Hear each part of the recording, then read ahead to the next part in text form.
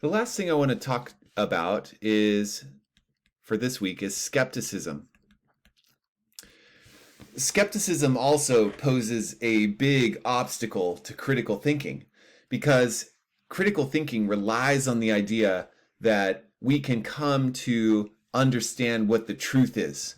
If we work hard enough, if we use good logic, if we clearly analyze the available evidence, if we do additional research to uncover additional evidence, that we can form ideas, theories, beliefs that are true. But skepticism undercuts this. It doesn't, as the relativist does, it doesn't necessarily deny that there is a truth, but it says that that truth is inaccessible to us. So I have my various beliefs, belief A, belief B, belief C. And the skeptic can admit that there are facts that my various beliefs either correspond to or don't. And let's say that I hold actually true beliefs. So in fact, A is the case, and in fact, B is the case, and in fact, C is the case. So according to a correspondence theory of truth, I have knowledge. Because let's say I have reason for believing A, and A actually corresponds with the truth. And I have reason for believing B is true, and B corresponds with the truth. And I have reason for believing C is true, and C corresponds with the truth. Well, what the skeptic would say is that even when it is the case that all my beliefs, or some of them, or one of them, whatever the case is, even if my beliefs correspond with reality, there's something about the human condition that just makes me unable to recognize it. Okay?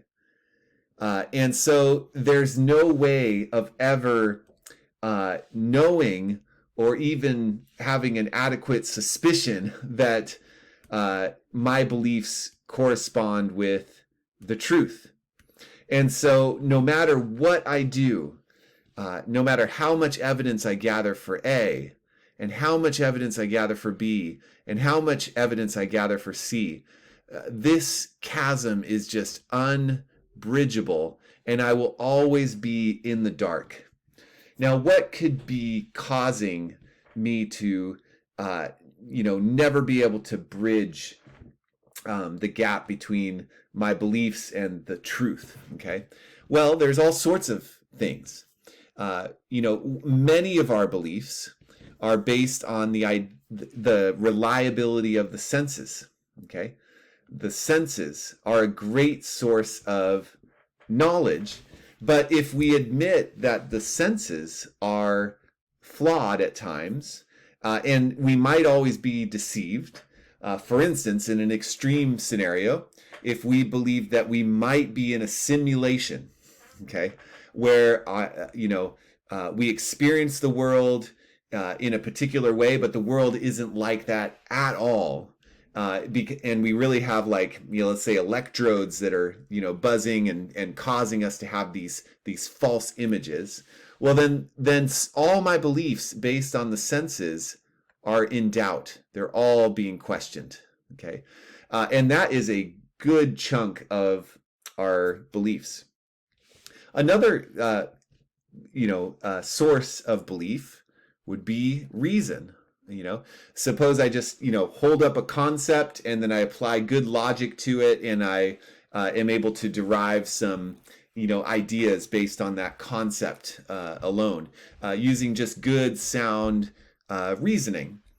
Well, that might be promising, but there was a philosopher named Rene Descartes who thought that it was possible that there was a super powerful evil demon who was manipulating my mind and making me think that beliefs that were based solely on reason were true, but they were actually not. So this evil demon made me believe that 2 plus 3 equals 5, but in fact, 2 plus 3 does not equal 5. I can't conceive of it not equaling 5, but the evil demon could have the kind of power to make me form false analytic beliefs that are based solely on reason, and that becomes reason to doubt all of those beliefs. And when you do that, there's really not many beliefs left. These are kind of the two sources of of information, two sources of beliefs. So if we cast doubt on the senses, we cast doubt on reason, we basically make the